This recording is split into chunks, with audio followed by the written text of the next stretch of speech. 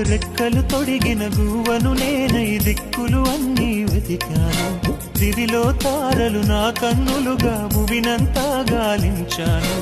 ఆసే నేనై శ్వాసే తానై నిలిచా తన కోసం. నాలో చదరని ప్రేమకు సాక్ష్యం నేల ఆకాశం. పొద్దున మందారానై వాకిట ఎదురే చూస్తున్నా.